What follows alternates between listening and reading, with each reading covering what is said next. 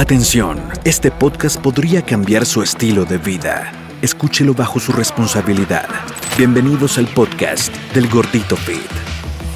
Amigos, bienvenidos a un nuevo episodio del podcast del Gordito Fit, un podcast de alto nivel, gordo. Como siempre, aquí creo que siempre los invitados superan las expectativas y hoy tenemos a Ernesto Lucena, el primer ministro que tuvo Colombia del deporte, exministro del deporte. Yo me puse a investigar un poquito y vi que bajo su mandato tuvimos las mejores participaciones en los Olímpicos. ¿Cómo fue eso? Preséntese ahí rápidamente para los que no los conocen y hablemos de los Olímpicos, que yo creo que ese es el sueño más grande de cualquier deportista que exista en la tierra. Bueno, Gordito, saludo para todos. Gracias por tenerme acá.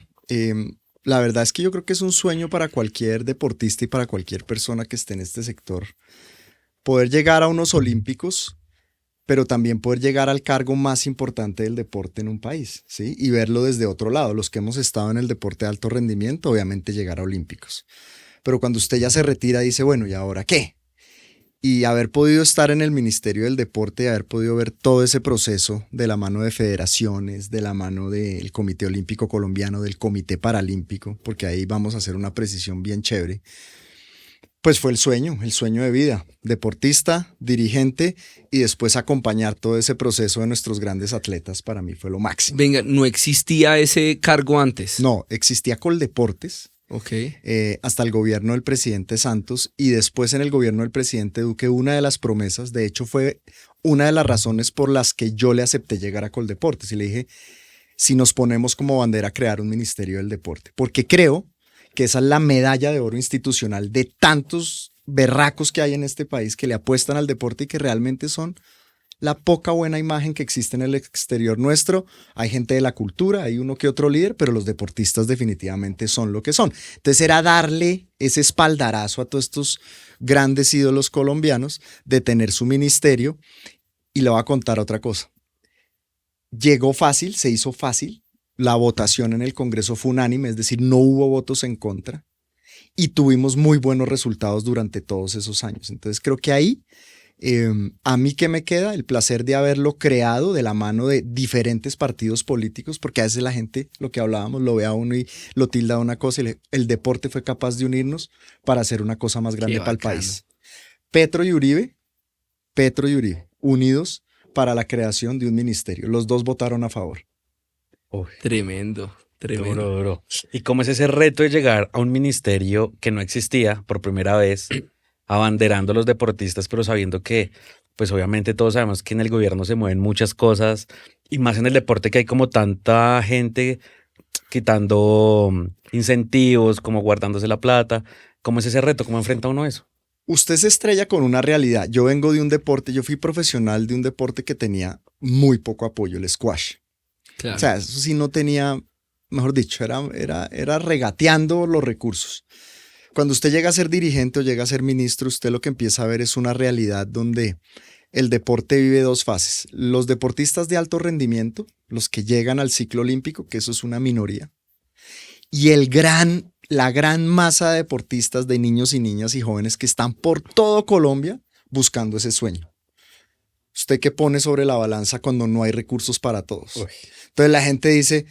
pero es que se necesita más los niños en el territorio. Yo estoy de acuerdo hoy con esa postura. Es decir, para salvar a Colombia de la crisis en la que está, de conflicto, de consumo de sustancias psicoactivas, de falta de valores, el deporte en esas regiones es fundamental. Mire, le voy a decir una frase que es triste. Hay regiones del país donde los niños o se meten a la criminalidad o hacen deporte. Ese es su futuro, no hay más. ¿Qué es más fácil? Ser criminal. Claro. Y esa es una realidad que estamos viviendo mientras estamos sentados acá. Pero el deporte sigue siendo un aliciente muy fuerte para quitarle esos jóvenes a la guerra. No es la educación, no es el colegio, no es la universidad. De pronto la cultura, la música, el teatro, todo esto, porque tenemos también mucho talento ahí, y el deporte. Eso es triste decirlo. Entonces a usted le toca llegar a esos cargos y decir dónde pongo, perdóneme la expresión, los huevitos. ¿Dónde pongo los recursos? Sabiendo que no hay para todos. O sea, le tocó tomar decisiones difíciles. Muy duras, pero siempre con un respaldo de recursos para el ministerio, cosa que hoy me duele ver que se está recortando. Pero se recortó muchísimo. Drásticamente. O sea, yo estaba viendo un post que usted hizo y lo redujeron 90%. un 90. Uy, no.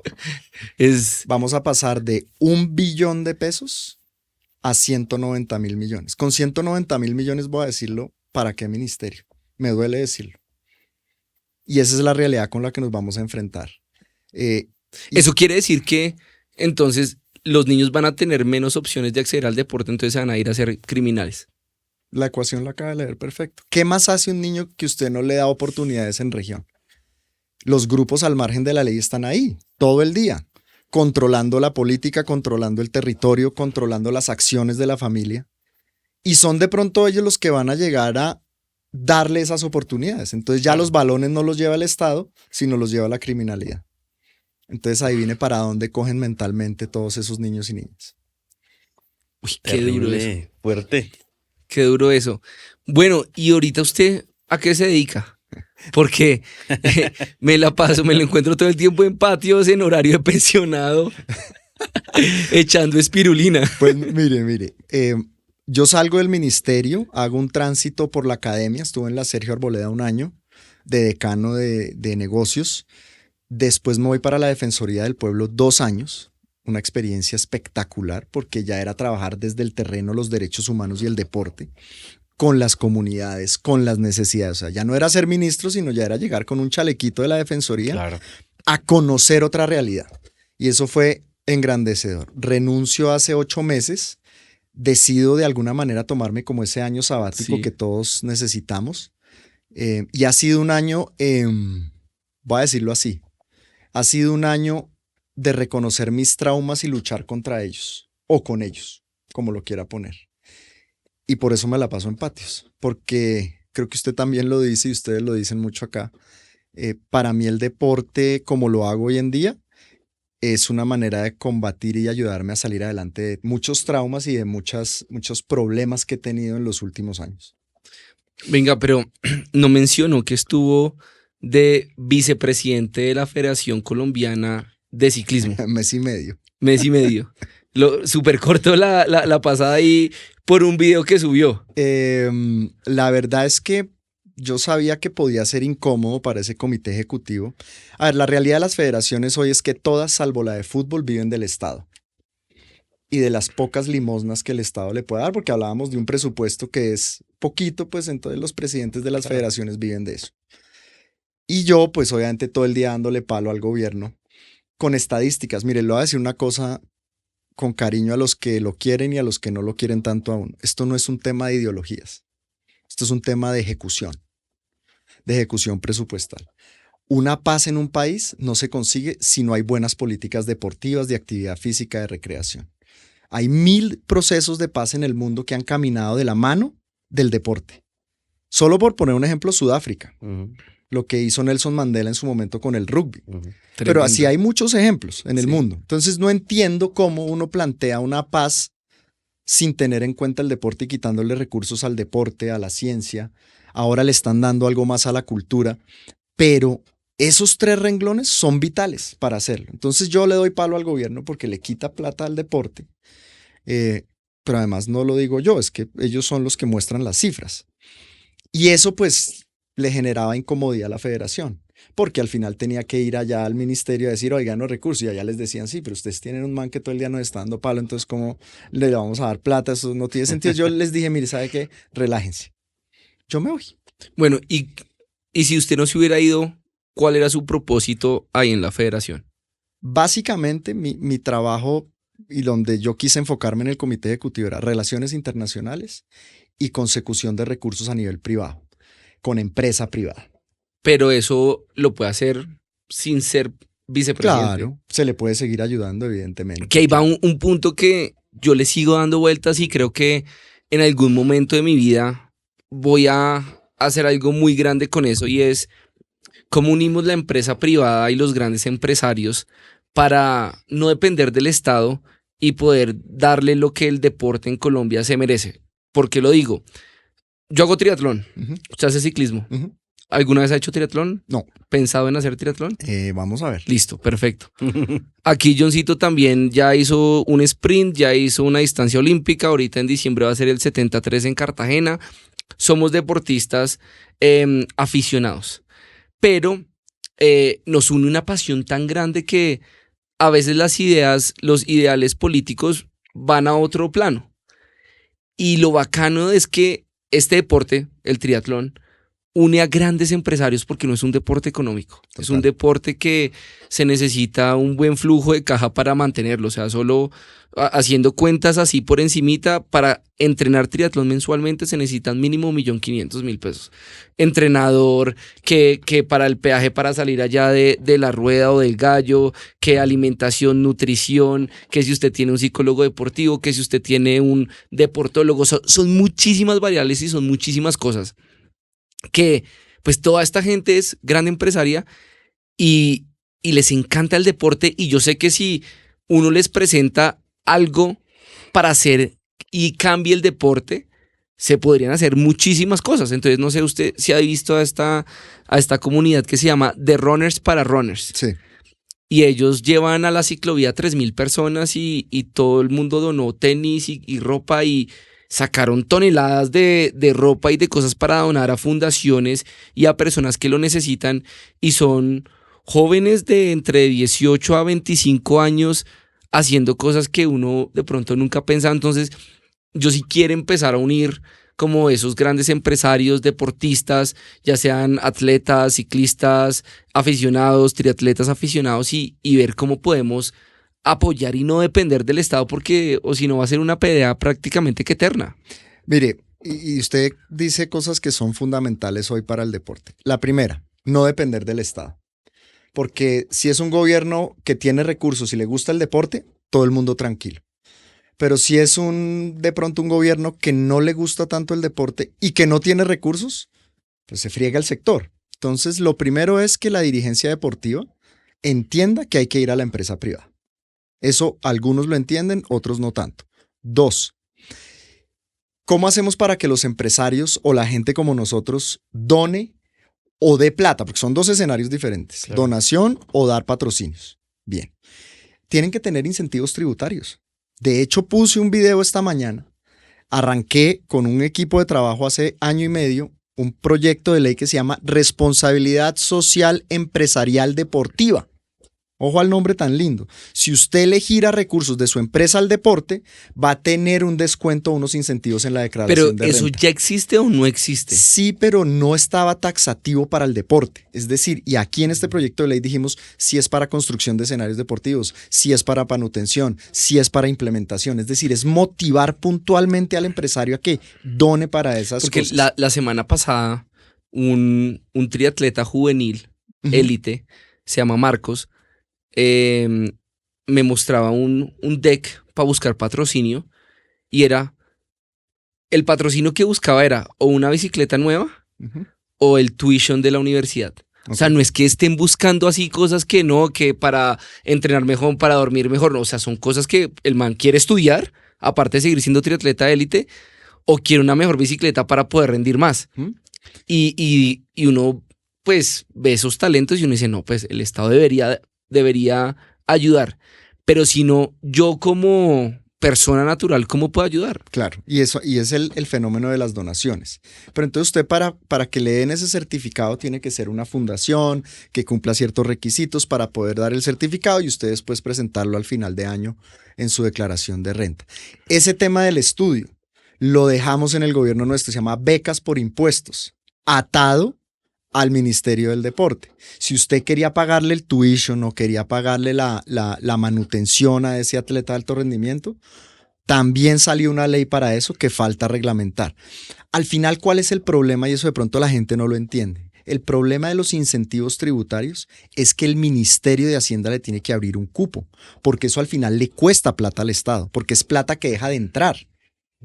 Entonces el ministro de Hacienda también, hay que entenderlo, dice, oiga, en deporte me están pidiendo que haga esto, eso me vale, no sé, 200.000 millones de pesos al año. No puedo en este momento dejar de recibir esos recursos porque pueden ser recursos que iban para salud o que iban para ciencia, lo que sea. O sea, el manejo, al final la gente dice, no, pero es que no se apoya. Y aquí no es que esté yo defendiendo a unos y otros, es la práctica como uno maneja sus finanzas en un hogar.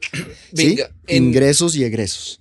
Hablando del estudio y esto, yo nadé becado en Estados Unidos. El 75% del tuition lo pagaba mi natación. Ok. ¿Cierto? Yo no siendo Omar Pinzón, o sea, Claro. yo estaba mucho más abajo que él. Ajá. Y la facilidad, o sea, de la forma que yo llegué a eso y la facilidad que hay para que un montón de deportistas estén becados en la universidad. Hay gente que tiene el tuition completo más un meal plan, o sea, plan de comidas y de alojamiento, de vivienda, y estudian gratis por su talento deportivo. ¿Qué hace falta en Colombia para que haya como una liga universitaria que sea autosostenible para que se generen esas becas deportivas a otro nivel? Porque todos mis amigos, los nadadores que me están viendo, sí, iban a los nacionales universitarios, pero iban a rumbear y de paso que competían. Pero en otros países las ligas universitarias son súper, súper grandes y pues apoyan mucho, pues por lo menos el estudio de las personas.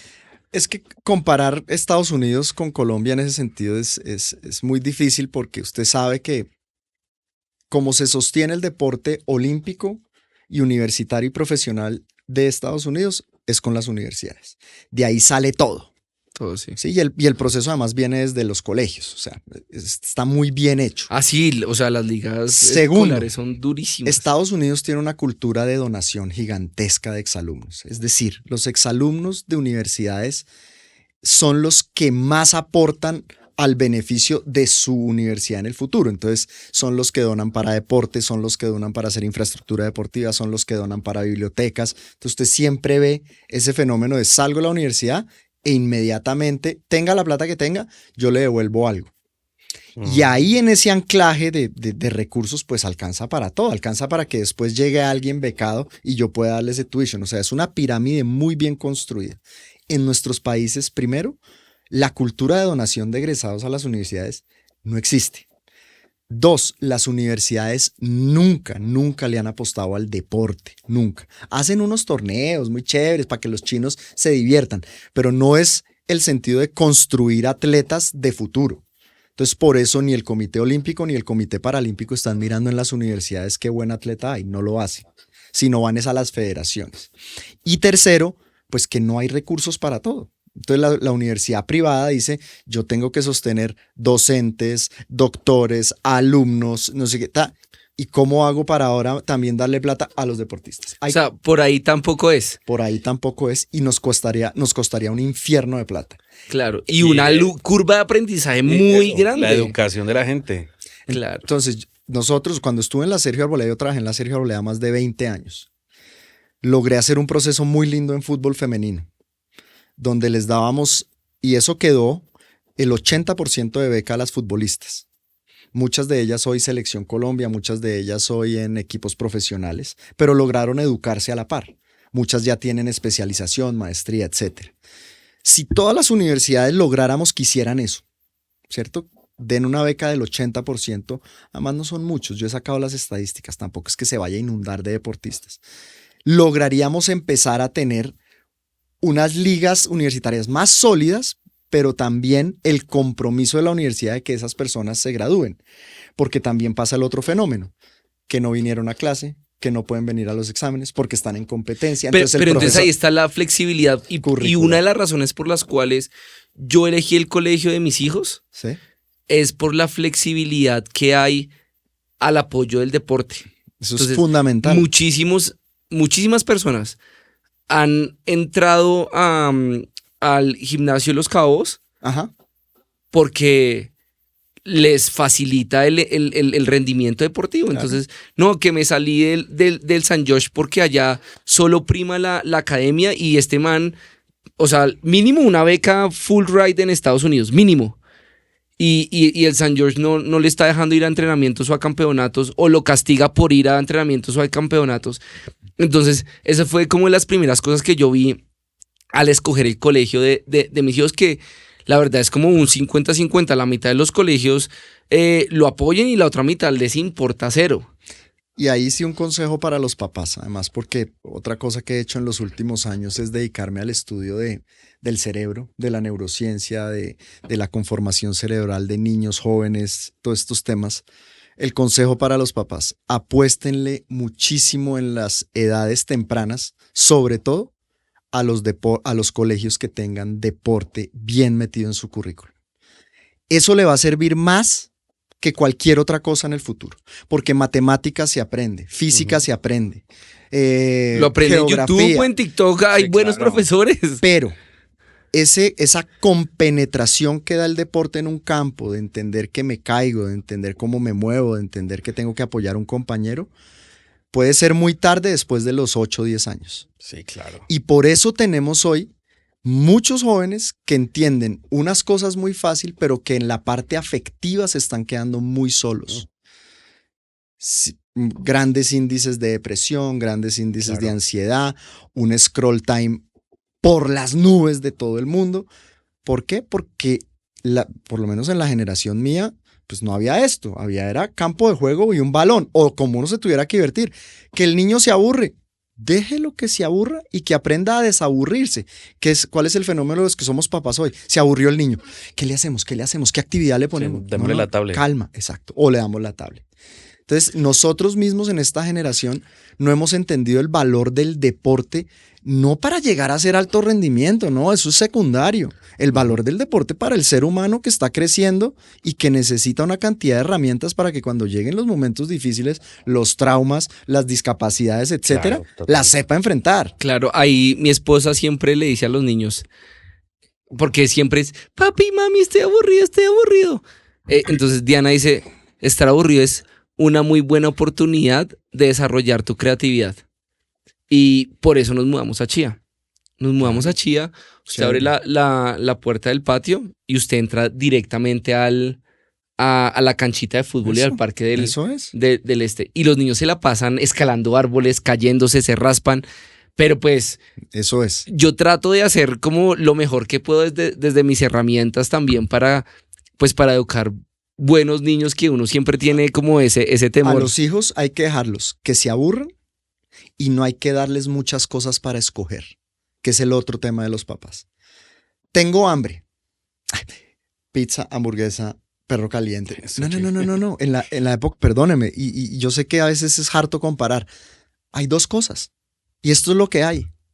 Porque también está estudiado que en todo ese abanico de oferta que existe hoy, en toda esa, como se dice, generación de la gratificación instantánea, que todo lo que puedo está a un clic, estamos volviendo una generación de personas que no saben escoger y que viven en la ansiedad porque hay tanta oferta. Claro, es como... Entonces, déjenlos que se aburran y no les den muchas cosas para escoger. Si usted fundamenta esas dos, rodeado de un panorama como el que usted dice, de deporte, de recreación, de naturaleza, se va a dar cuenta muy rápido la diferencia entre un niño y otro. ¿Usted tiene hijos? 2 hijas. ¿De qué edades? 13 y 10. Ah, ok, usted ya pasó la barrera de hasta los 10 años. Claro, pero estoy entrando ahora en la adolescencia, que es todavía más compleja, porque usted antes de la adolescencia, entre comillas, domina un poco. Aquí entra usted en la parte del cerebro completamente hormonal versus la de los papás, que es completamente, entre comillas, racional. Entonces son dos frecuencias hablándose, como dicen, en módulos diferentes. Claro. Y aprende uno todos los días. Venga, yo hablaba con Alejandro Cañas alguna vez. Él es un triatleta español. Sí, y él da unas clases en unas universidades en España y ha trabajado con la selección española de ciclismo y con muchas cosas.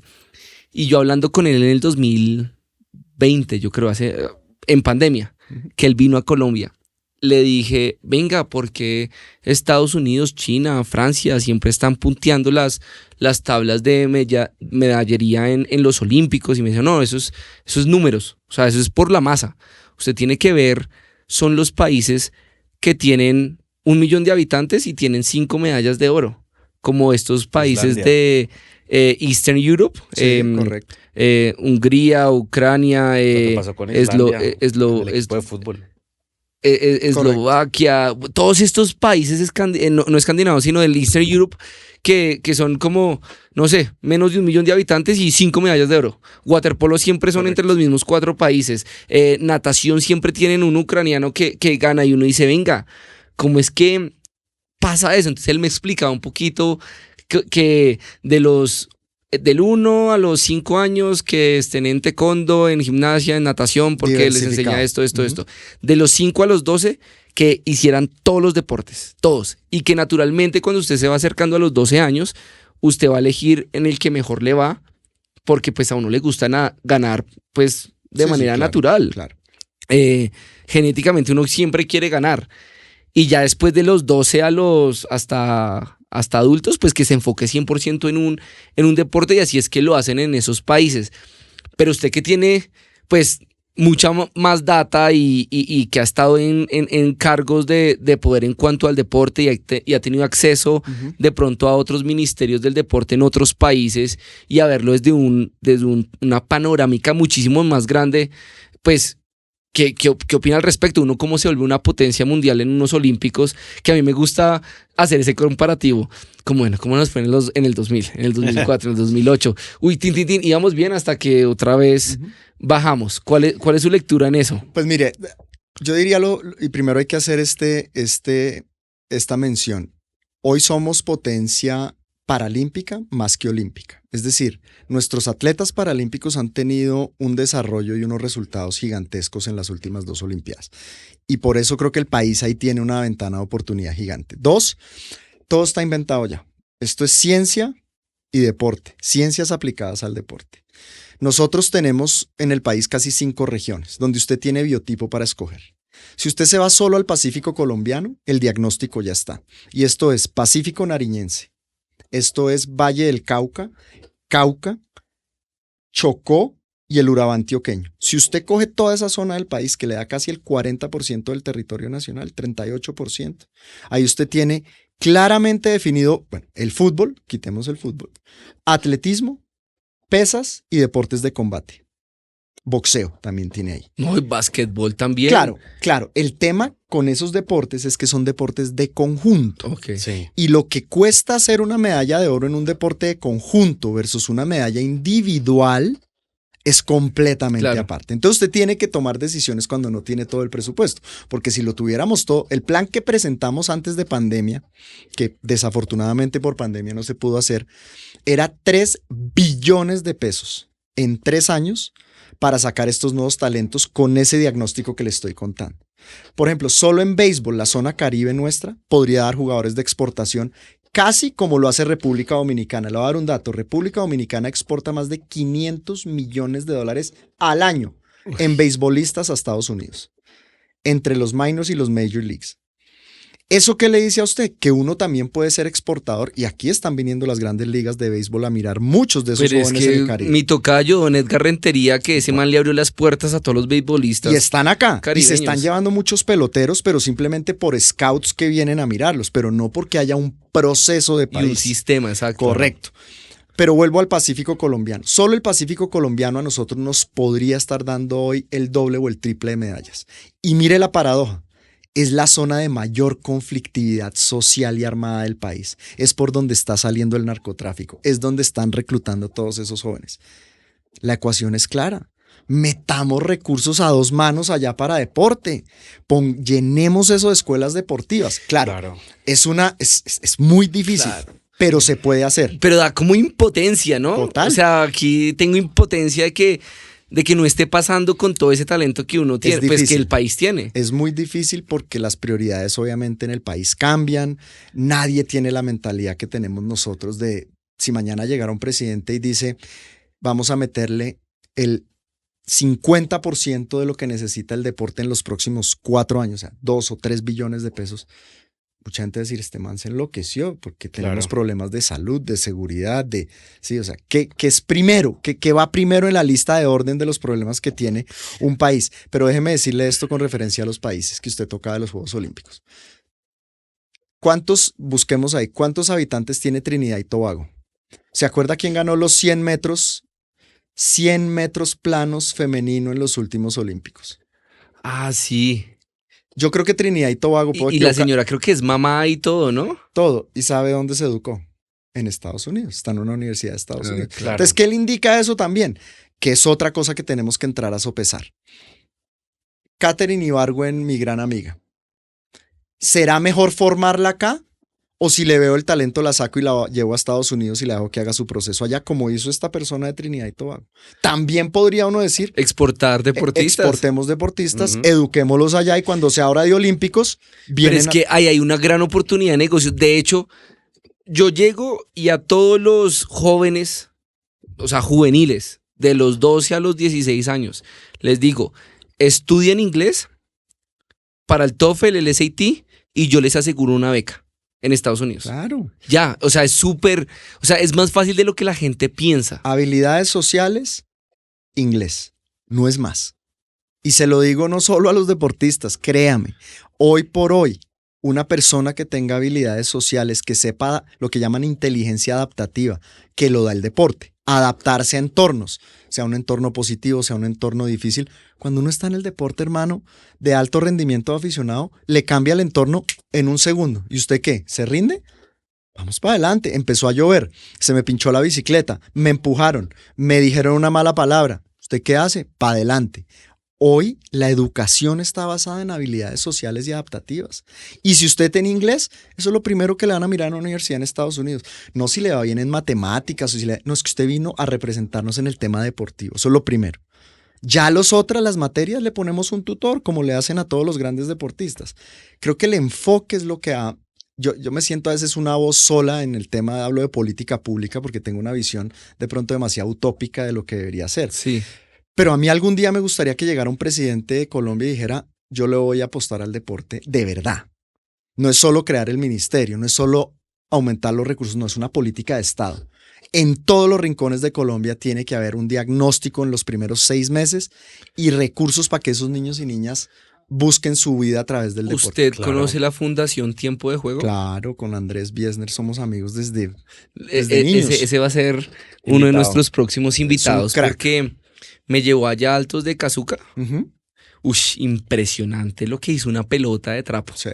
Y tienen ahorita deportistas élite en muchísimos deportes. Así y un es. equipo casi profesional. Claro. Eso me voló la cabeza y va muy atado a que el man no esperó a que llegara el gobierno a ayudar, sino que el man dijo, venga, yo lo hago pues con las uñas, Claro. pero lleva ya años y Claro. es súper fuerte esa fundación. Además, porque lo que es triste es que muchas veces los políticos llegan es cuando ya está el resultado, ¿no? Ah, claro. A la foto. Yo a eso, como que ahora que hablas de la mentalidad de los deportistas, tú que estuviste ahí muy cerca de ellos, ¿qué pasa con la mentalidad del deportista? De pronto esa mentalidad de no ir más allá, como buscar más recursos, como de plantearse como empresas también, viene porque de pequeñitos la educación, el presupuesto no había para educarlos de la mejor forma. Claro, es que vienen de unos entornos tan complejos que el deporte fue la salvación de su vida. No era como, es que aquí me están diciendo que yo voy en el alto rendimiento a ser fulano de tal. No, es que yo estoy escapando de una realidad, escapando con talento. Y cuando escapas con talento en Colombia, pues te vuelves de alto rendimiento. Ahora, ¿cómo cambias esa realidad? Con más oportunidades, Claro. con más universidades, con más colegios que bequen por el tema de deporte. Claro. Pero es una encrucijada, o sea, aquí no vamos a resolver, ni yo voy a decir que yo pude hacer todo, o sea, todos hemos cometido errores en nuestras labores, pero Claro. lo que sí está claro y lo que debe quedar muy claro de este podcast es la importancia del deporte para una sociedad y cómo nos unimos los que hacemos deporte aficionado, que tenemos algo de recursos para apoyar a esos grandes deportistas que queremos que sigan saliendo, pero también a esos niños, perdónenme con esta frase que siempre la digo, al alto rendimiento de 1000, uno, de 100, ninguno.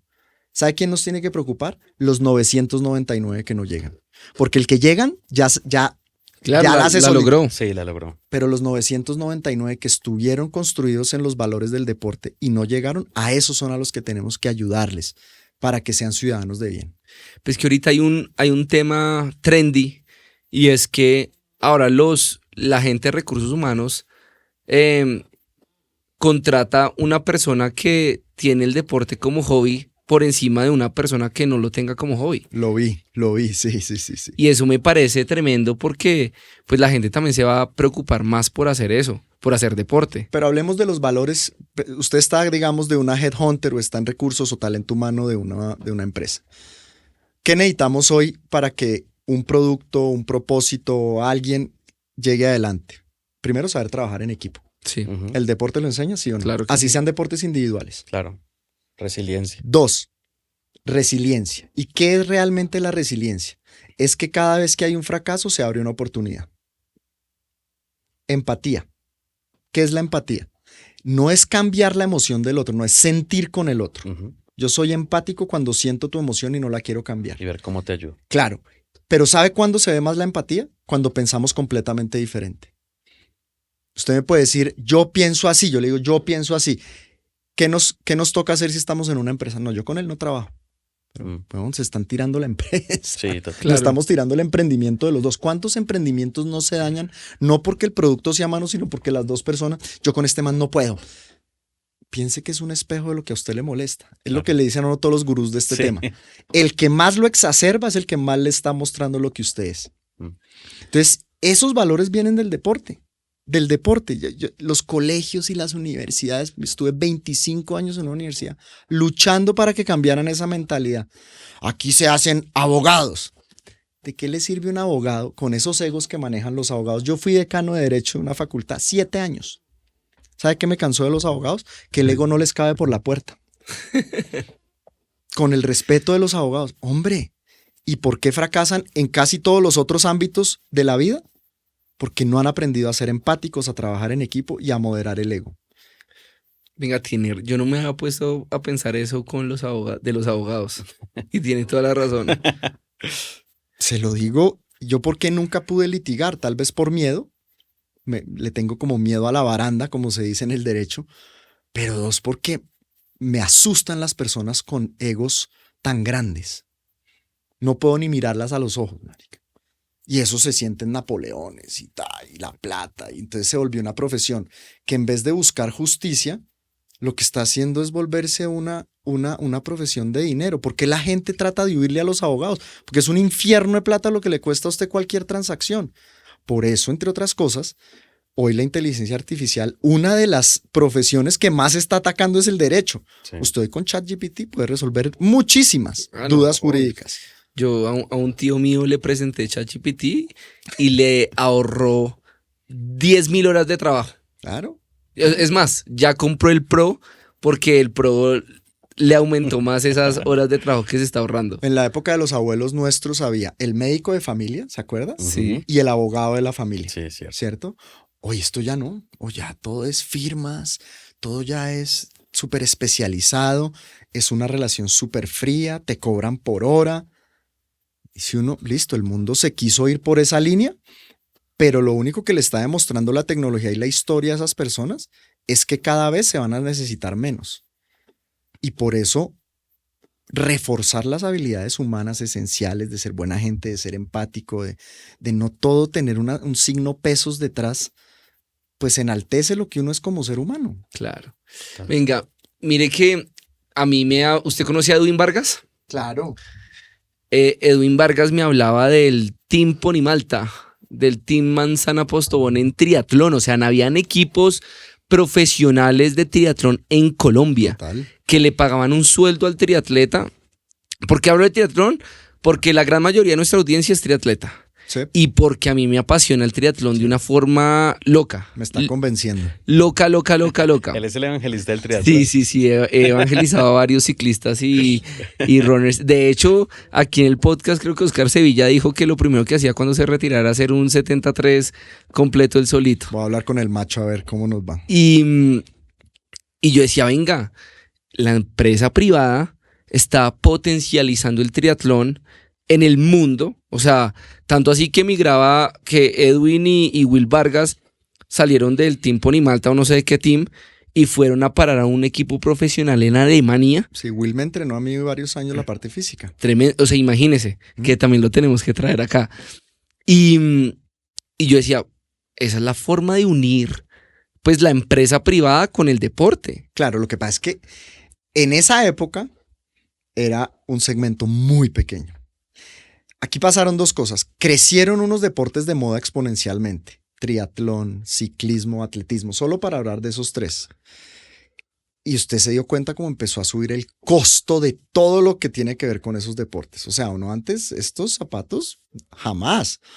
Póngase, hermano, unos Croydon y hágale con lo que hay para adelante. Y era hoy en día unos tenis, una bici, todos los temas de nado, pues. Entonces, claro, para la empresa se empezó a volver una relación no equitativa. Claro. Y dos, ¿sabe qué me parece? No hablo de nombres propios, simplemente es los deportistas o por falta de educación o por falta de manejo con esos patrocinadores, esas empresas terminaron sintiendo que se estaban aprovechando de ellas. La bondad, ¿sí? Las ganas de patrocinar. En muchos casos la empresa dijo, no, que estos manes me están echando cuento, y por casos que he escuchado de empresas que estuvieron muy metidas y después tuvieron que salirse. En ciclismo ni decir lo que ha pasado con dopaje, ¿no? Que ese es otro miedo grandísimo que empezó a existir ahí, de decir, un tipo que sale dopado, ¿a quién le pega? La marca, porque es el equipo tal. Ah, claro. Entonces se destruye un proyecto porque el dopaje es sinónimo de corrupción, de deslealtad, de cero transparencia. Entonces ahí se empezaron a cuidar mucho, y a eso después súmele que se quitaron todos los incentivos que había hacia el deporte. Entonces todo eso ha ido decreciendo. Pero Ponimalta, por decir, esa marca específica en su momento estuvo metida en muchísimos deportes y fue un éxito total. Porque es que a mí me dan ganas, y en pandemia, que uno tenía mucho tiempo para pensar, yo hablaba con unos amigos y decía, venga, creemos un equipo profesional de triatlón que sea sostenible. Pero el tema es cómo lo volvemos sostenible. Pues mire lo que nos pasó a Juan Charri y a mí con el equipo de Just Cycling BM, que es el equipo de las mujeres que quedaron a la deriva porque el ministerio acabó el equipo femenino y masculino. Hicimos una vaqui, la verdad no se consiguió mayor cosa por ahí. Hay 2 o 3 empresas que han estado muy activas, pero nadie de verdad quiere meterse en el tema. Entonces ahorita estamos a puertas de vuelta a Colombia, todavía consiguiendo los recursos para ir para ellas. Hay que enaltecer la labor de estas chicas, ¿no? O sea, sin salario, y pedalean su equipo porque sienten que es de ellas. Claro. Pero lo que usted dice, uno se emociona, se levanta todos los días. Charry sale por un lado, yo salgo por el otro, hablamos con el uno, bueno, listo, ya, no sale nada. Y es pedaleé y pedaleé y pedaleé. Entonces y usted pedalea sin ánimo de lucro. Sin ánimo de lucro. Absolutamente, no. Por amor al deporte. Eso es lo que la otra gente piensa, ¿no? Uy, no, pero ¿cuánto se estará metiendo este man? O sea, ¿cuánto? 0 pesos, 0. Esto es por amor a la patria. Por amor a la patria. Y termina entonces uno volviéndose, es un filántropo del deporte. Un enamorado, Venga, romántico. Y por ejemplo, Pablo Masuera. Pablito, muy querido. Que pues lo que yo siento, ¿no? Uh-huh. Pues estoy hablando desde la ignorancia. Sí. La fundación hoy no es lo que era antes. Y el man trabajó mucho y ha trabajado mucho por el deporte desde la pasión que estamos hablando en este momento, y sacó pues a Egan Bernal y a varios más. Camilo Gómez, exactamente. Y yo digo, venga, este man, pues como no es más grande de lo que ya es, porque pues tiene una vocación, y el man, yo me acuerdo que lo conocí cuando fue a Garmin y se la pasa hablando con marcas y creó algo chévere que podría ser mucho más grande, pero como que se estancó ahí. Pablo, un duro en todo sentido, y la lucha que ha dado pues por Me Suena es gigante. Pero yo creo que también llega un momento donde uno se cansa. Claro. Tanto esfuerzo, las marcas abren las puertas un año, las cierran las otras, llegan otras, se van. Pero creo que en el balance son más las que se van que las que llegan. Y Pablo estaba desgastado. Yo hablé con él hace por ahí, la última vez hace un año, y ya pues él está en otro tema. No sé qué tanto le está metiendo ya a la fundación. Pero personas como Pablo son las que deberían estar hoy en el top, ¿no? De esa consecución de recursos con una marca grande detrás. Pero mire que no pasa. Entonces termina siendo el deporte una actividad no solo de corazón y de amor, sino donde una marca grande te coge un año, 2, 3, se sale. Y están haciendo experimentos constantemente con el deporte. Entonces a Red Bull le fue bien y ahí está. Pero el día que esto deje de ser chévere y atractivo, se van. Claro. ¿Y qué pasa con todos esos que dependen de toda esa estela de muchachos que están con una marca así? O el Ineos, o hoy es el Jumbo, no sé qué, porque al final las marcas entran y van, pero los seres humanos que están detrás siempre quedan del gancho, como decimos en nuestros deportes. Claro, es que es... ¿Y cómo podemos ser todos como dar nuestra semilla de cambio? Pues mire, esa es la que siempre he pensado como en la película esta de cadena de favores. Sí. Ujú. Yo creo que el deporte debería ser un esquema como de cadena de favores. Si todos los que practicamos a nivel amateur en el país diéramos, así, una cifra estúpida, 5,000 pesos al mes. Estamos hablando de cuántas personas. Yo le puedo decir que son más de 4 o 5 millones de personas. Por lo menos, sí. Multiplique eso por 5,000 pesos al mes para fondear el deporte. Ahora, ¿qué pasa? Es que la gente tiene mucha desconfianza. Porque entonces, ¿dónde va a ir mi plata? Claro. Va a ir a un proyecto que se inventó Lucena. Uy, no, ese Lucena es un pícaro, weón. Que le va a poner usted 5,000 para ese man. Marica, no va a donde el gordito fit. Menos. Para pagarle a ese ricachón todo lo que no sé qué. Va donde John. Menos. Si ese man está tapado o quién sabe qué hace. Bueno, la desconfianza nos tiene rotos. Porque hay tanto hate. La gente es, uy, qué bien, qué bondadoso. Listo, venga. No le dan. Entonces, pero esas ecuaciones así de cadena de favores a mí me encantan. Donde ojalá la gente pudiera tener como esa urna de cristal donde todo el mundo ve dónde llega su peso y a dónde va su peso súper atado, ¿no? Mire, su recurso llegó a apoyar el club de atletismo. ¿No cree que el blockchain pueda facilitar eso? Claro, y es que está, la tecnología está. El problema es cuando usted le mete un ser humano detrás. Entonces el ser humano... Sí, como una cara. Claro, entonces le pone la cara. Ah, no, es que Lucena fue ministro de Duque. No, ni por puta, ese man no es, entonces ya es antipetrista. No, weón, quiero hablar por deporte, no quiero hablar por política. Póngale al gordito fit. No, es que hay uno que se llama flaquito fit que me gusta más. No, entonces John. No, John no, marica. A mí me gusta que se llame Francis. Siempre el estigma cerebral y sobre todo las redes nos están volviendo haters por naturaleza y envidiosos por naturaleza. No nos gusta que a la gente le vaya bien, no nos gusta. Y por eso las redes generan eso. ¿Usted se da cuenta? Claro, todos los días. Yo le digo, pero lo estoy haciendo de bondad. Sí, eso es lo que usted dice, pero no lo que el otro siente allá, güey. Si el otro se levantó odiándole, lo va a odiar el resto de su vida. Unfollow, te odio, ya no me gustas hoy. No sé qué. Marica, ¿sí? Entonces, yo creo que ese es el gran problema hoy de las fundaciones, de los proyectos altruistas, es que tenemos que conformarnos con lo que hay.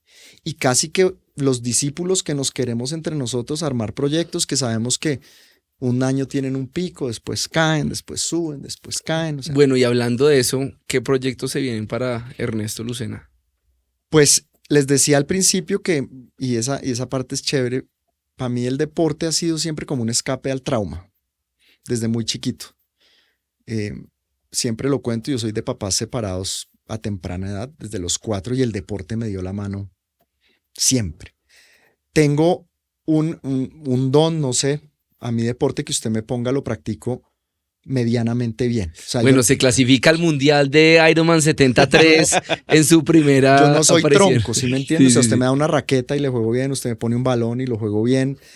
Ciclismo, pues no soy el mejor, pero no soy malo. Pero en cuanto sube patios, porque es que no dice que no es malo, pero ahí se sube patios en cuanto. No, ahorita es como... No, el PR, el mejor tiempo. 22:40. Por eso. No, se ha salvado. O sea, está en el mejor 10% de la gente que sube patios todos los días. Pero es por dedicación y porque además soy súper competitivo por un tema de trauma. O sea, el deporte para mí es el silencio del trauma. Me lo deja como sacar. Entonces, 2. ¿Qué se viene ahora? Un año de completa reflexión. Estuve en el mundo político, entonces hay gente que lo ve a uno como político. He estado en el mundo académico, quiero estar en el mundo empresarial, quiero volver a emplearme, sí o no. Estoy en esa disrupción de mi vida? ¿Será que sí me siento que me debo emplear? No. Todas las noches llego solo a mi casa. Bueno, me acabo de separar. Entonces también viene todo ese proceso, el manejo de las hijas. O sea, son muchos fracasos, porque al final una separación es un fracaso y hay que tomarlo como tal. Al final no tener trabajo durante tanto tiempo, no sé si sentirme mal o sentirme bien. La gente dice, uy, weón, qué delicia. Sí, bueno, pues estoy viviendo mis ahorros y los ahorros se acaban si uno no hace nada, ¿no? Entonces, si seguir por el sector público, lanzarme a algo, al Senado, a la Cámara, si esperar que llegue otro gobierno y de pronto lo nombren a uno, o ya simplemente resguardarme como un monje, buscar algunos negocios, unos emprendimientos, hacer un podcast. O sea, estoy en ese momento donde hay tanta cosa, pero no hay nada concreto. Claro. Lo que sí sé y sí quiero es tener un proyecto de vida que me permita servir. Eso sí ya lo detecté. A mí me gusta servirle a la gente. Mira, los últimos 3 podcasts hablan de servirle a la gente. Tremendo, buenísimo, ¿no? Un mensaje ahí. Y se va a dar cuenta que la gente está muy en eso, pero también lo hablábamos. Todo el mundo está en busca de propósito y el propósito. Y yo soy de los que habla del propósito por todo este tema de la neurociencia y conseguir el propósito. Y en estos días decía, marica, no tengo propósito. Estoy en el propósito de dejar fluir el propósito. Hay gente que dice, es que yo desde chiquito quería ser presidente de tal empresa o de la república, o quería ser Iron Man y medalla de oro. Y yo he descubierto estos días, en mi vida a mí las cosas me han llegado cuando dejo fluir. Cuando tengo esa obsesión por algo, no me llegan. Entonces, otra frase, dejemos de buscar tanto el propósito y dejen que la vida fluya. Sí, pónganle unas variables para que fluya, claro. ¿Sí? Pero en mi caso, este tema de obsesionarme con siempre me descuadra mi ecuación. Venga, usted habla de un trauma que tuvo desde los 4 años por papás separados y en este momento usted se está separando, se separó. Eso ¿cómo le influye en el trauma que tiene? Debe ser un tema súper complejo. Aquí en este podcast hemos hablado muchísimo de salud mental, tanto para la vida cotidiana, y también hemos tenido aquí a David Quiñones. Sí, claro, David. Psicólogo del deporte, exactamente. Entonces le damos muchísima importancia a eso también por lo que usted decía. Venga, ahorita cada vez los niños y los jóvenes y los adultos están sufriendo tantas cosas que pues también mostrar a la gente la vulnerabilidad que uno tiene y que un ministro, pues un exministro, pues también tiene esos problemas y esos traumas que yo creo que muchísima gente lo tiene ahorita. Es más, creo que ahorita las estadísticas a nivel mundial, no sé, a nivel Colombia, son que hay más familias que se separan que las que continúan. Sí. Volviendo a su pregunta, si la separación de mis papás puede haber tenido influencia en mi separación, yo creo que sí. Porque uno empieza o sea, el cerebro guarda muchos patrones de conducta. Yo creo que el amor que yo vi de mis papás se reflejó mucho en el amor que yo demostré como esposo. Eran otro estilo de matrimonios, pero a uno como niño le queda eso. Entonces, mensaje a los papás: muéstrenle un verdadero amor a sus hijos como pareja, porque no queremos que nuestros hijos se lleven una imagen que no es del verdadero amor.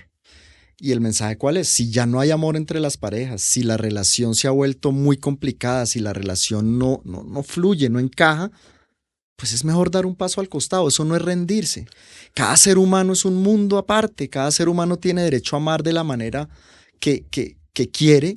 Y si eso fluye en pareja, súper bien. Pero si no fluye, no lo forcen. Es como lo primero. Lo segundo, claro, el divorcio es un fracaso. Es un fracaso como perder un trabajo, tal. Por las razones, digamos, que no importan tanto.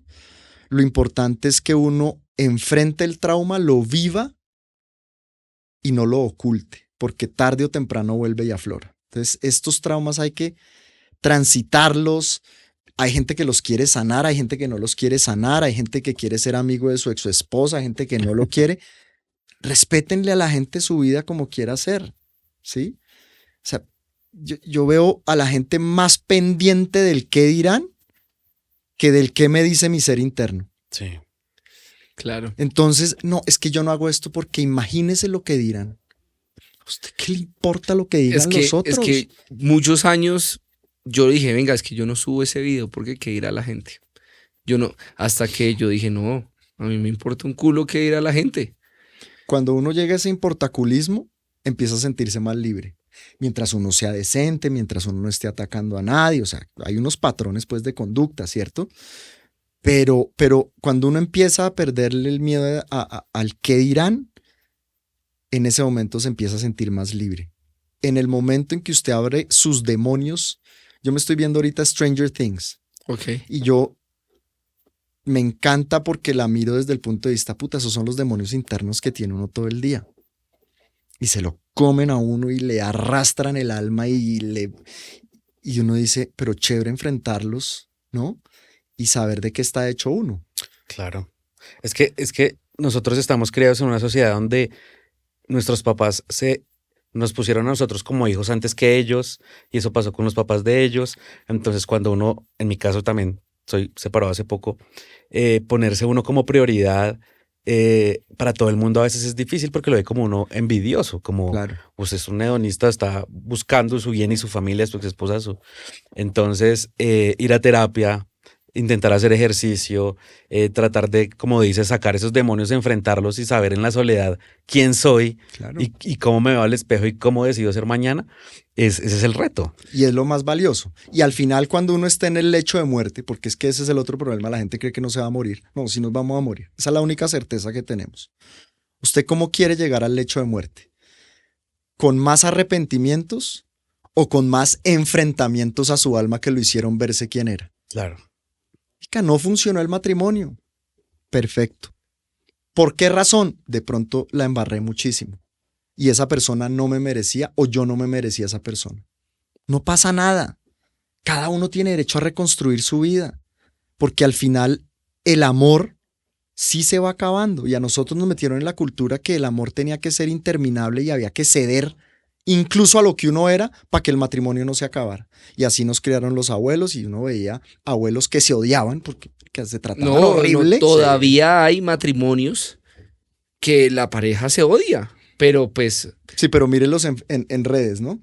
Claro. Eso sí, el viaje, la sonrisa, corazones, tata, eso mejor dicho, porque en redes hay que mostrar una vida, pero detrás de la puerta está el infierno, ¿no? Claro. Entonces mire usted la dualidad, pero hay matrimonios, así como hay matrimonios muy lindos, y parejas que se aman y uno dice, puta, estos manes son almas gemelas, qué chévere por ellos. Claro. Pero cuando no se puede, no se puede, y no hay que sentirse culpable, hay que sentirse responsable. Y es que además cuando uno está dando una imagen, tratando de establecer, como sostener un matrimonio, los hijos ven eso y creen que el amor es eso. Y crecen también con un trauma. Y ahí uno le está dando un mal con ejemplo. un patrón, claro. Voy a contar algo que nunca he contado. Uy, primicia aquí en el Infidencias. podcast del Gordito Fit. Cuando me separé, mi hija mayor dijo, o nos dijo, es lo mejor que pudo pasar. Eso fue Claro. como una daga en el corazón. Porque uno muy en el fondo lo sabía, pero ya que se lo diga a uno el hijo, le quiebra a uno la voz. ¿Sí? Claro. Oh, total. Uy, durísimo. Entonces, eso le enseña a usted que somos de carne y hueso. Lo que usted decía, uy, ese man, el ministro, ¿no? Marica, yo he tenido separación, la discapacidad que tengo, un fracaso matrimonial, no tengo trabajo. Marica, yo era para que no saliera a la casa, pues. Venga, esa discapacidad. Uy, es que tengo tantos temas y ya vamos como una hora, Ya, ¿no? una hora. No, esa discapacidad que usted tiene, ¿lo elige como deportista paralímpico? No lo he averiguado, pero sí debo tener una clasificación. Sí, Bueno, claro. juegue squash paralímpico, medalla de oro en los próximos Juegos Paralímpicos. ¿Por qué no, no? O ¿Por qué ciclismo paralímpico. Hay que averiguar qué clasificación porque lo que yo tengo se llama hipoacusia súbita profunda, es decir, pérdida auditiva del 100% en el oído izquierdo. Me pasó van a ser 5 años. Ya. ¿Algún accidente? No, nada, estaba sentado De la en nada. la sala de mi casa, por eso se llama hipoacusia súbita. Yo sentí un mareo muy fuerte y después como cuando uno se le mete agua en el oído, en una piscina, Sí. y el mareo me duró, pero un mareo que no me podía parar. Como un mes. Como vértigo. Yo lo único que le pedí a Dios, exacto, era no me vaya a quitar la bici, porfa. Y la primera vez que monté en la bici dije, y sabe que voy perfecto en la bici. O sea, el cuerpo humano es una cosa Una máquina. impresionante. ¿Y por qué da eso? La razón nunca la encontraron, puede haber sido un virus, puede haber sido cuando a los que nos ha dado varicela o sarampión, Sí. eso queda ahí en el cuerpo. Un trombo me buscaron, un tema cerebral, nada. marica. Pero mire, usted habla de tantos fracasos y de pronto uno lo ve a usted en redes sociales o cuando sale en el periódico, en televisión y eso, uno lo ve inalcanzable y usted es igual o más ser humano que nosotros. En todos estos fracasos que usted nos ha comentado, ¿qué importancia hace el deporte en usted? Es todo. Cuéntenos eso, porque es que usted hace usted hace lo mismo que yo hago y es salir a patios o a hierbabuena o hacer balso o hacer lo que sea y desayunar rico y disfrutar el momento. O sea, se le nota a usted cómo está disfrutando esos huevitos o cómo está subiendo la montaña y uno se identifica 1000% con usted, porque yo siento lo que usted está sintiendo y lo que decía Tatán en el último, estamos igual de locos de madrugar o de hacer un esfuerzo para hacer ese deporte, pero es que es nuestro escape, por decirlo así también. El deporte me ha llevado a mí muchas cosas. Primero es todo. Cuando usted me pregunta qué es el deporte, es todo. Es un no negociable. No negociable. Persona Eso le digo a mi esposa todo el tiempo. es una línea roja. Si la persona que en el futuro quiera estar conmigo acepta el deporte como una gran parte de nuestra vida, chévere. Si no, me tocará quedarme solo. Así de sencillo. A mí nada me calma mis neurosis, mis ansiedades, mis traumas, como lo hacen esas 4 o 5 horas de deporte que yo pueda hacer. No, Claro. no me lo calma. 2, el deporte me llevó a entenderme como proceso humano de una manera diferente. Es decir, entiendo mi nutrición como un proceso químico, no simplemente como alimentarme. Entonces, por eso, el agüita con limón y vinagre de manzana, primera cosa en el día. Yo tomo pepa para el hipotiroidismo, que es otra cosa que tengo, que eso ya he hecho también el estudio de por qué llegué ahí. Eso tiene que ver mucho con el trauma también. No me jodas. Bueno, es que aquí hay Mucho tema. No. las alergias en los niños, el hipotiroidismo son temas de traumas de infancia y se ha estudiado muchísimo en el mundo. ¿Y qué es eso? O sea, ¿qué es el hipotiroidismo? El hipotiroidismo es que su tiroides no produce suficiente T4, T3 y entonces simplemente usted sube y baja de peso rápido, pierde el pelo. Anda Venga, yo subo y irritable. bajo de peso muy, Pues muy rápido. hágase el examen, no sobra hacérselo. Va y pide un examen de tiroides completo, TSH, T3 y T4. Uno debería pedírselo siquiera cada 6 meses. Vaya a analizar y diga, necesito estos exámenes. Lo hablamos con María Paula, Sí, el tema de somatizar. la terapia somática. Mire, le voy a contar Que habla de eso, sí. una doctora en Canadá, ahorita se me olvida el nombre, empezó a darse cuenta que estaban subiendo los índices de alergias, rinitis, asma, hipotiroidismo e hipertiroidismo, que ese es el que se engorda. Y entonces le dio por decir, esto no es normal, o sea, hay un lugar específico en Canadá, dijo, me voy a ir a estudiar qué pasa allá, y se fue, hizo una visita de campo, unos focus groups. Pues se empezó a dar cuenta que los niños que estaban con esos índices o de hipotiroidismo o de alergia, lo que sea, eran niños que venían de hogares donde había violencia intrafamiliar, abuso, acoso, bullying, etc. Entonces, empezó a llevar esas estadísticas y se empezó a dar cuenta, hicieron todo un programa de manejo familiar, porque era la somatización del trauma. ¿Sabe que Claro, aguanta durísimo. poder hacer como un panel con varios invitados que hemos traído acá y discutir ciertos temas que son fascinantes? O sea, brutales. son la locura. Cómprense este libro que me lo acaban de regalar. Se llama The Body Keeps Score. Ok. The Body Keeps Score. Ese libro está hablando de eso.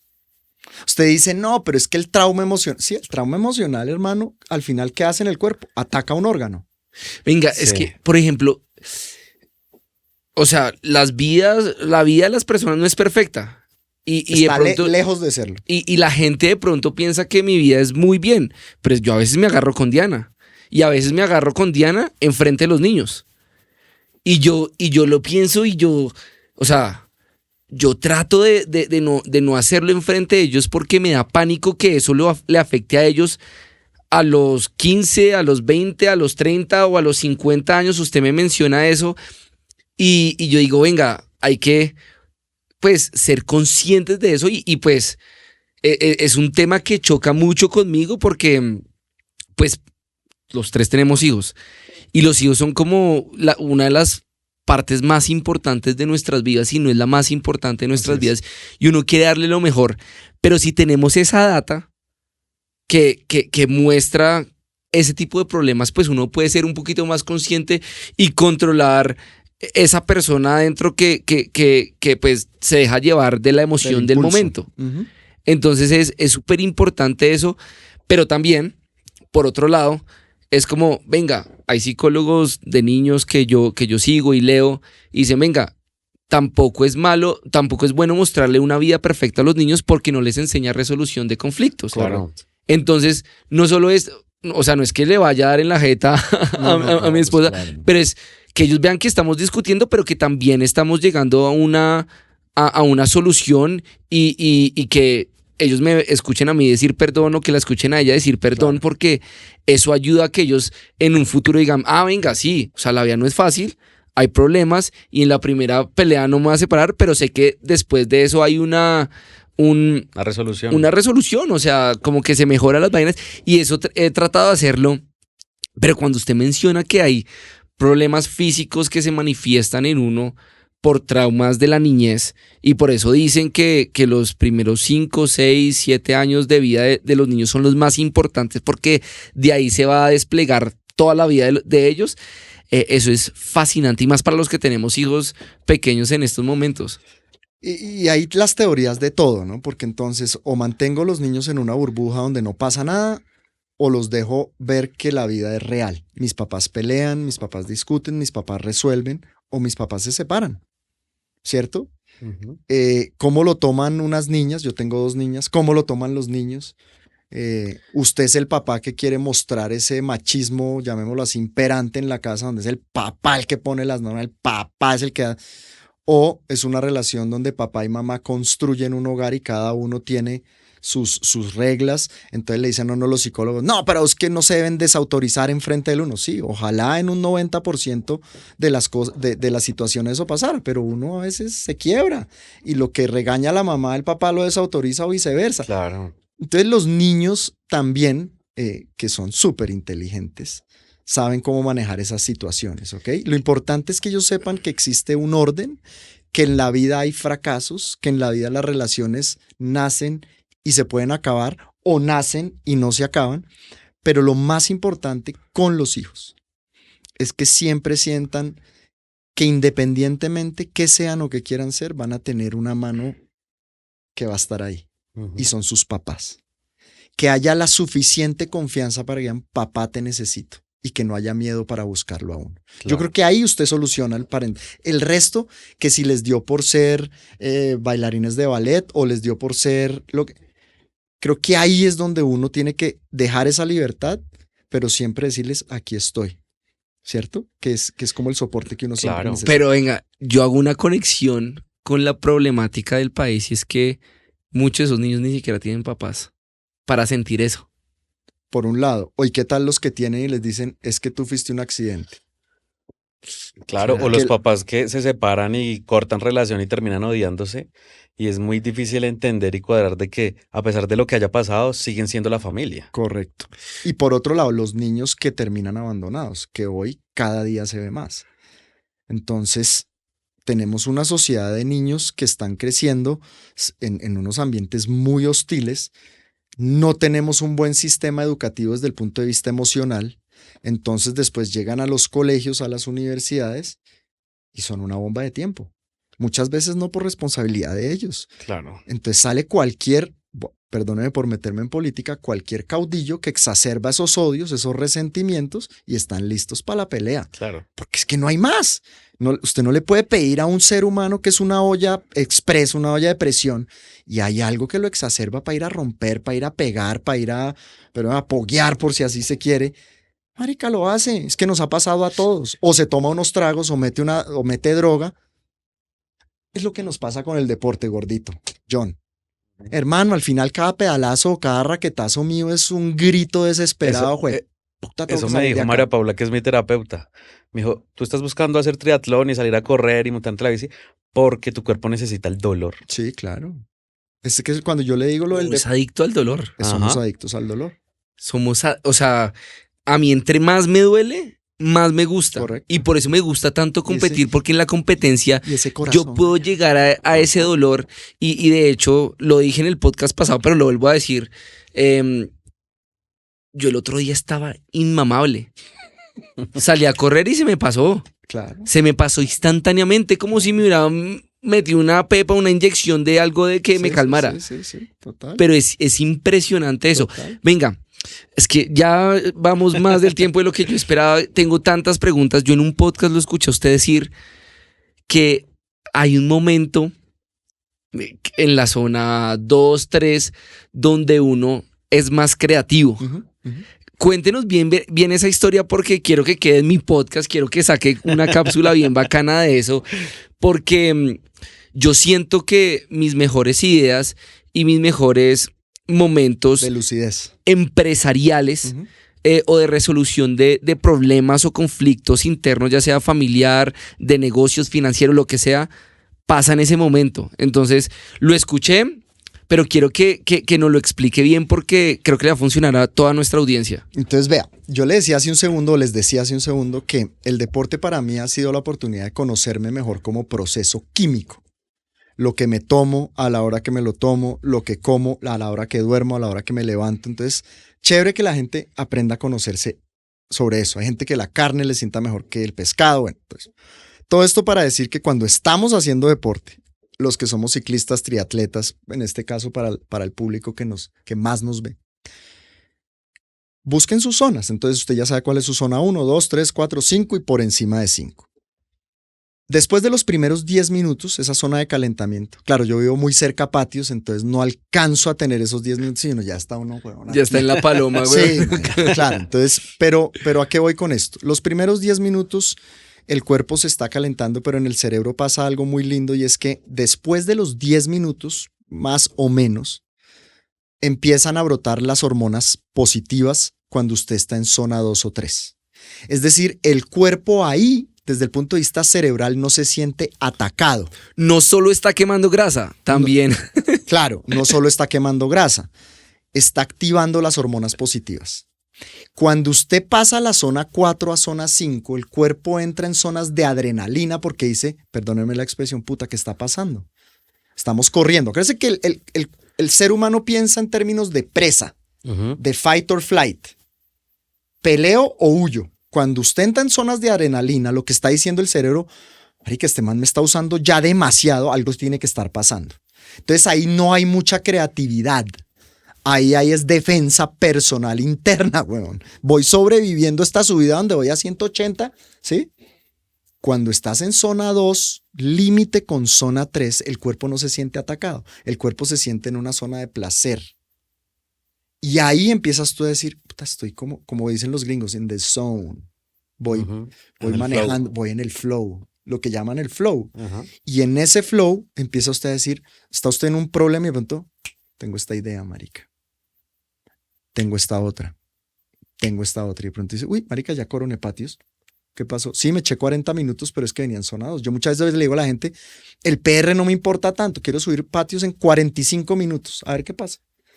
Entonces, esa zona de creatividad, ¿por qué? Porque como el cerebro está en zona de hormonas positivas, no se siente atacado, digámoslo desde el punto de vista cerebral hormonal, tiene tiempo para pensar y evaluar. Ahora, ojo con esto. Cuando haces zonas HIIT, High Intensity Intervals, hay que dar cuenta qué pasa hora y media después de terminado. Ojo con esa parte. Cuando uno hace intervalos, sí, termina mamado, está desgastado, no puede ni respirar. Cojan un diario dentro de las siguientes 2 horas y metan preguntas y busquen respuestas. Y después me cuentan. ¿Ah? Eso está buenísimo. Venga, eso también para una cápsula bien bacana. Eso, porque wow. el HIIT no te deja pensar en el momento. Si usted va en su zona Pero a la hora 7, y media usted está... busque. póngase preguntas incluso si quiere antes de. Entonces cogen su diario, oiga, tengo un problema con esto, con esto, con esto. Sale y se hace su PR en patio. O sea, que usted sabe que va a terminar, huevón, destruido. Se va para su casa, se baña y en esa hora y media se sienta enfrente del diario y vuelve y se hace la pregunta. Y me cuenta. Y hace lo mismo, simplemente. Venga, le tengo una idea de negocio. No, es que eso es una terapia, porque es que usted sabe cómo funciona su cuerpo químicamente. Correcto. Entonces, funciona igual para todos. O sea, es la misma física y química para todos. Entonces hay muchas formas de evaluar nuestras vidas a nivel deportivo, a nivel empresarial, a nivel personal. No, o sea, no es una terapia somática, no es una terapia psicológica, es un tema. Es una realidad. No, o sea, no sé cómo llamarlo, O sea, a ver, pero es que a mí me gustaría sentarme un día sí. a entender todos esos procesos para poder sacarle mejor provecho a mi vida. Entonces, por ejemplo, esta mañana estaba caminando por la vereda, porque ahora soy un chico de vereda, y sacar una vaca a la carretera. Sí. O sea, estaba el potrero, las vaquitas en el potrero y una en la carretera. Y Diana empezó, estábamos caminando con Diana y Diana empezó a decir, no, es que me parece el colmo esto, me parece el colmo esto, me parece el colmo esto, ta.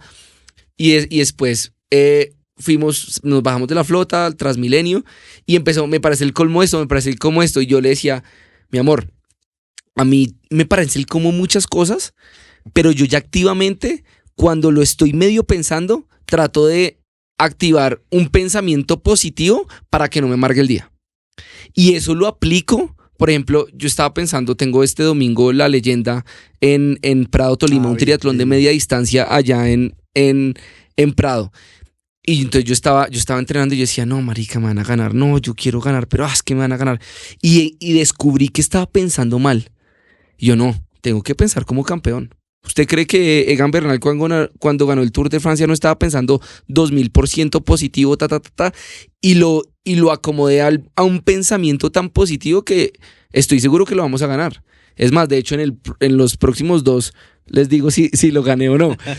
Pero ya estoy supremamente convencido y ya estoy programando mi cuerpo para que en el momento que sienta dolor, yo ya estoy 200% programado, pero siento que eso tiene que ver mucho con la química que pasa en nuestro cuerpo y que usted nos podría ayudar a sacar la mejor versión de uno en todo sentido. El primer diario que yo le digo a la gente que tiene que hacer es cómo come y cómo duerme. Esas dos. Por eso yo ahora uso esta banda que incluso me sí, ayuda. Yo le iba a decir, La UP, lo que pasa es que está cargándose, está la pila. Parece una vaina de casa por cárcel. Es que me dieron salida. Se salió de la casa. Salida, sí. Ahorita ya está que el IMPEC. No. No, mire, primero, cómo comen y cómo duermen. Eso es clave. Segundo, no todos los productos son lo mismo para cada persona. A mí me funciona muy bien el agua con limón y vinagre de manzana apenas me levanto. Hay gente que no, pero cada uno se va descubriendo. Hay teorías que dicen que si usted se toma el café dentro de la primera hora de haberse levantado, entonces aumenta los niveles de cortisol, por lo tanto. Pero ayer estaba leyendo otro man que dice, no importa activar los niveles de cortisol si usted va a enfrentar al cuerpo a una actividad deportiva, por ejemplo. Claro. Si usted tiene que en su empresa estar muy concentrado, los niveles de cortisol se pueden ir manejando. Pero eso para decirles que, primero frente a eso, conózcanse cómo comen y cómo duermen. Después ya viene la parte del ejercicio. ¿Qué tipo de ejercicio? ¿En qué zonas? Bla, bla, bla. Y las zonas de entrenamiento. Ustedes son unos cracks en eso. Pero quiero volver a lo que usted decía sobre Diana, su esposa. Mire lo que usted hace. Ella le dice que el colmo. Y inmediatamente usted dejó de ser empático para tratar de darle una solución. Y nos pasa mucho, sobre todo con la pareja. En la empatía, a usted le hubiera dicho, en vez de decirle a ella, no, a mí me parecen el colmo muchas cosas, pero no las digo, por ejemplo. Quédese en el ¿por qué? ¿Por qué? ¿Por qué? Y váyala sacando, pero permitiendo que ella bote todo. Claro. Porque muchas veces la persona lo que está... Eso puede terminar en una pelea, en una discusión. No, y no fue discusión porque ella se metió en un video como, ¿será que la vaca se portó mal y la sacaron del corral? Y entonces me pareció chistoso. Y ahí viene el siguiente punto, y es que hay una frase que usan mucho los gringos y es overanalysis brings to paralysis. El sobrepensamiento de todo lo que tiene condenado esta sociedad. Hay que dejar fluir mucha cosa y que la gente diga, pero es que no me estás poniendo atención. Pero ¿por qué no? Simplemente no te quiero contestar sobre lo que es mi espacio. Sí, pero es que ya me tienes que... No. Y de pronto, de algo que podía ser una pelea, sales como un chiste. Oiga, este man, ¿qué le pasa? ¿Está trabado o qué? ¿O qué le estoy diciendo? Porque siempre estamos esperando es que el otro nos conteste. Claro, que reaccione. Que reaccione. Entonces, ven, pero el colmo, y entonces de pronto métase por el cuento de la vaca. Pues sí, marica. Oiga, ¿sí será? ¿O será que la ordeñaron mal, marica? O lo que sea, no sé. O sea, uno tiene que buscarle alternativas porque el cerebro además es muy chévere cuando uno aprende a conocerse. Pero ¿es usted dónde lo ha aprendido? No, pues por eso le digo, yo llevo 10 años metido como autodidacta, libros de neurociencia. Ahorita estoy haciendo mi último curso de la biología cerebral desde el punto de vista de la atención, la concentración, la emoción. O sea, Pero de ahí sale un producto, un servicio, una terapia de un mapa de cómo, no sé.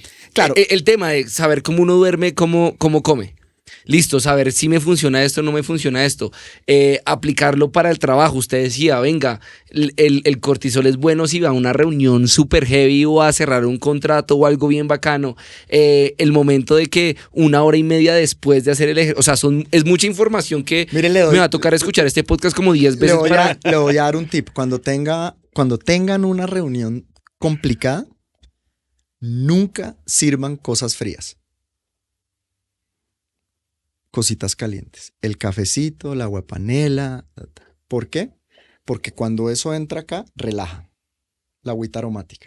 Es que esos Cuando tips, usted le sirve vaso, a salvo que esté en un desierto muriéndose, cuando usted le sirve agua muy fría a la gente que pasa en el sistema digestivo, se contrae y manda un mensaje al cerebro de contracción. Entonces, dejo yo de abrirme para cerrarme. ¿El frío qué hace? Sí. El calor qué hace. Son tips que la gente dice, uy, qué estupidez. No, qué estupidez, no. no. Es que son cosas que el cerebro hace para protegerse. Yo quiero estar en ambientes donde estamos así. ¿Qué Es pasaría que si yo llegara a es este biología. podcast y yo me sentara así? Gracias por la invitación, hermano. ¿Qué más? Sí. Cambia completamente el panorama porque dice, uy, este man, ¿cómo se le habla? Defensivo, lo miro a los ojos y lo miro. O si yo me sentara así como se sienta cierto personaje que conoces. Entonces, ¿qué? ¿Cómo les va? Usted va a hacer esa voz, ¿no? No lo voy a hacer. ¿Qué le denota eso a la Noto gente? asustados. A los noto asustados. Porque la sobradez a la gente no le gusta. Ujú. Entrar con los taches arriba. Y hay gente que cree que eso por su ego lo está haciendo súper bien. Y hay gente que uno no manda a reuniones. Cuando uno tiene en un equipo de trabajo una persona así, uno lo puede llamar y le dice, bueno, a esta reunión no vas. Claro. ¿Usted conoce al doctor Pinzón? ¿Leonardo? Sí. Sí, claro. Usted con ese man puede hablar horas Es y un horas. Duro. El agua de sal marina, con eso se hidrata él. Que la coge a 200 metros hacia adentro y 400 Conozco hacia una amiga abajo. que tiene una empresa que hace eso. Y que esa vaina tiene unos minerales, como yo no sé cuántos minerales más. Limpia el Él cuerpo, la me sangre, dijo, todo eso. El sodio se ha vuelto, o sea, el sodio hoy por hoy es uno de los minerales más importantes. Hay una frase, es que me encantan las frases. Don't blame the salt for what the sugar did. La otra. El exceso. Es que la gran mayoría de nuestra audiencia no es bilingüe. Bueno, entonces no le echen la culpa a la sal de lo que hizo el azúcar. Ajá. El libro que acaba de salir se llama The Salt Fix. O sea, como pero realmente es las bondades de la sal. Y la tercera es el exceso de sal, se orina o se suda. Lo importante de la sal es que llega un momento donde usted no puede más. Usted se mete mucha sal y ¿qué hace el...? Claro. Usted se mete mucha azúcar y es difícil. O sea, usted puede comer azúcar muchísimo más tiempo de lo que come sal. Total. Entonces, ojo con eso. Le hemos hecho un mito a la sal de que es que la sal. ¿Qué es un deportista sin sodio? Cuénteme. No, nada. De hecho, Y por eso el doctor Pinzón, para eso iba, el doctor Pinzón, que seguramente la trae del centro de la tierra, weón, porque ese man es un duro, es por eso. ¿Qué hace él cuando uno llega al consultorio? Le destapa un cosito de sal y se lo ponen aquí en la lengua, porque inmediatamente activa tiroides, activa cerebro, tal. O sea, vuelvo y le digo, si algo les puede quedar de este podcast somos un proceso químico, no somos objetos, conózcanse. Venga, yo quiero hacer un ejercicio Qué con cantidad este de podcast. información. Yo quiero hacer un ejercicio en este podcast. Todas las personas que están viendo este podcast, que han llegado hasta este momento, dejen un comentario en qué parte del podcast les gustaría enfatizar un poquito más. Porque es que nos Sí, fuimos perdón, así una perdón, montaña sí, rusa de perdón. temas increíbles. Y de cada tema yo tengo 1000 preguntas más. Entonces háganme un favor ahí. Dejen los comentarios, ya sea en Spotify, en YouTube, en Amazon o de pronto en las cápsulas que salgan aquí en Instagram y en TikTok. ¿Qué tema quisieran profundizar de este podcast? Porque seguramente va a haber segunda parte también. Seguro. Muchas gracias. Venga, yo creo que ya toca. ¿Cuánto vamos ahí? 1 hora y media. El podcast, oficialmente el podcast más largo Más largo. que hemos tenido acá. Muchas gracias. Oiga, De verdad que pero sí. ¿sabe qué pasa con eso? Que uno dice si es el tamaño o la calidad. No, es suprema es calidad. mucha calidad. Brutal, Mucha brutal. calidad, de verdad que sí. Es que. No, y yo sé que aquí apagamos cámara y vamos a seguir hablando horas. Y eso que tenemos Siguiente invitado. nuestro siguiente invitado aquí. Me tengo que cambiarme de camisa y todo para que parezca otro día. Venga, muchas gracias. De verdad que sí, súper bienvenido. Si hace un podcast, por favor, enfaticen todos estos temas del cerebro. Uy, impresionante. Es que si le pusiéramos tanto conocimiento a nuestro cerebro, yo creo que solucionaríamos la gran mayoría de problemas que ya hablamos en este podcast. Total. Muchas gracias por la invitación. Repito, aquí lo importante es conocerse a uno mismo, primero como proceso, después en lo emocional, para poder sacarlo mejor hacia los demás. No somos perfectos, estamos lejos de serlo, dejemos de posar la perfección y ojalá haya segunda parte. Aquí Claro Seguro, que sí, claro que sí. seguro, No olviden seguro. suscribirse, darle a la campanita, darle like, compartir, comentar, que sin eso este podcast no sería lo que es. Muchas gracias a todos y vamos que vamos. #elgorditofit.